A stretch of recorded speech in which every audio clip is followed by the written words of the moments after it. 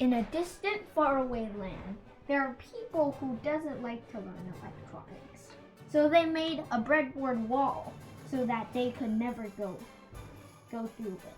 But you, one of those people, changed your mind. You really want to create some budding inventions.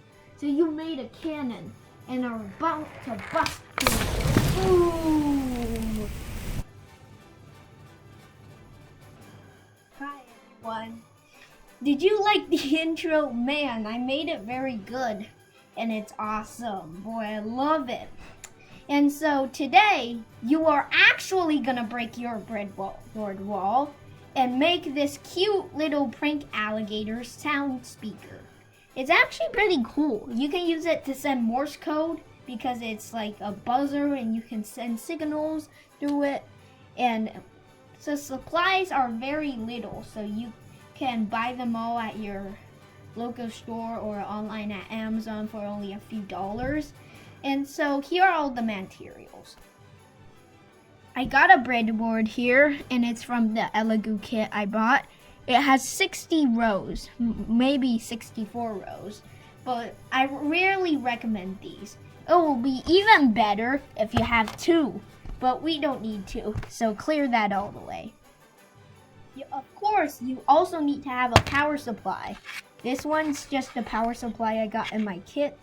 It looks very cool, and to see, if you could see inside, you see there are pins VCC, GND, they're labeled, and you can plug them directly on here, so you don't really need a breadboard for this project.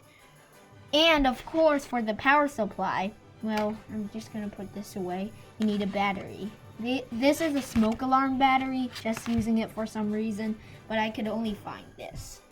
And you have to have this type of plug in order to fit in the kit. My kit just takes these kind of plugs, but you can use like a 4AA battery pack. That is equivalent. On to the next one. Of course, you need a stuffed animal, or in my case, my alligator souvenir from the Florida Everglades. And so this thing is a pencil holder. And so you see on the bottom here, it has a little hole, which is very nice. I very like these kind of things, and you have to use these to like make the project go successful. And so you see inside here, it's basically a hole, and it comes out through here, and it's awesome. I really recommend this alligator. And if you want to, go to Florida Everglades to buy one, but that would be pretty far, especially in California or something like that. And yeah, you can order one on Amazon too, so this one's pretty cool. On to the next one.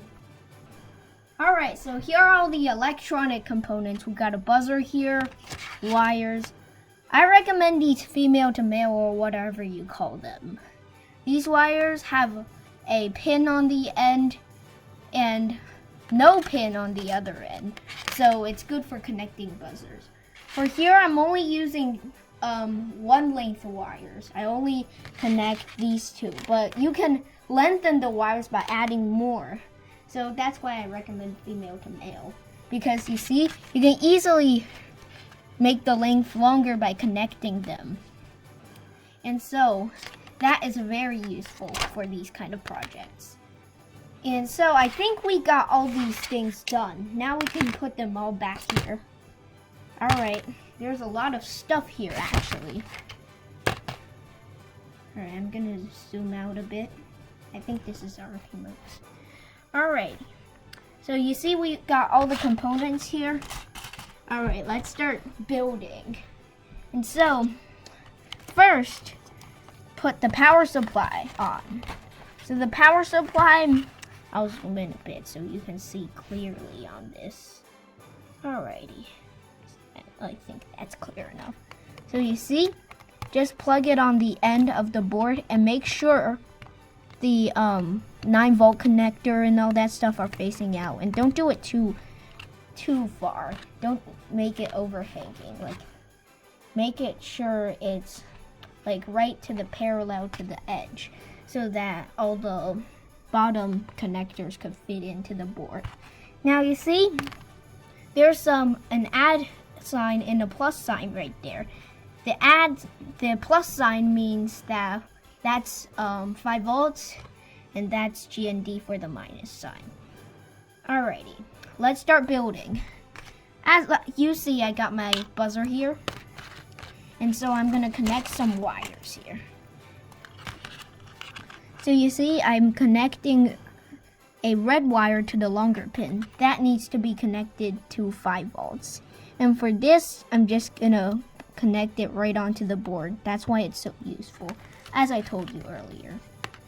And I'm gonna connect the green wire to the minus sign and that to the shorter pin of the buzzer. Actually, this buzzer is very nice because if you look closely on it, it has a plus sign and a minus sign. And that tells you, alright. And that tells you which one is 5 volts or the power and all that stuff. You can see that. I think zooming in is nothing. First you need to unplug it and feed it in on the alligator. I'm just showing you that so that you can get the overall circuit diagram.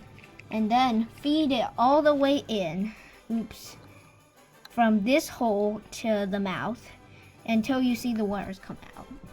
And when you see the wires come out, you can reattach the buzzer. So I'm gonna skip forward on that. You know which one's your 5 volts and which one's your ground. And so I will leave you to that. See you later. And whoosh, we're back. And so you see that the buzzer is already connected to our pins. And then drag it back. I don't recommend dragging it back though. Push it into the alligator mouth. Do it precisely.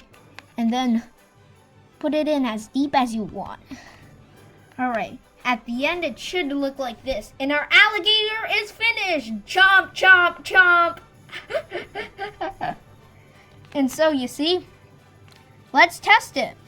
We've got an awesome alligator here, and now it's time to actually chomp its jaws. Alrighty, now plug in your 9-volt battery. Let's do a trial test. And when you press this switch button, it will sound. So let's get ready to hear it sound. Ready? Sounds of the alligator swamps. Ready? I'm gonna press on the white button. Yay! We made it sound. You see, you just built your first circuit. Let me press the button like right here so that you can see how I do it. Make sure the green LED lights up. That's the way you do it on the Elegoo. And so that's all. This is an awesome project for any people of any age. I know pranksters, people could do this. But anybody could do this for fun and for gifts or any other thing.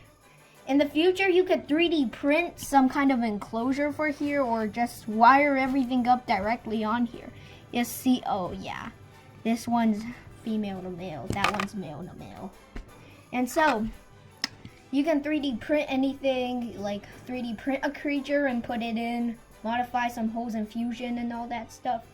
We're gonna have maybe another 3D printing video soon, since I'm really into it. But I think that's all for this video. And stay good, guys, because it's very... Okay, fine. Then let's do one more thing. I want to do one more thing. Ready? Ooh, wait a second.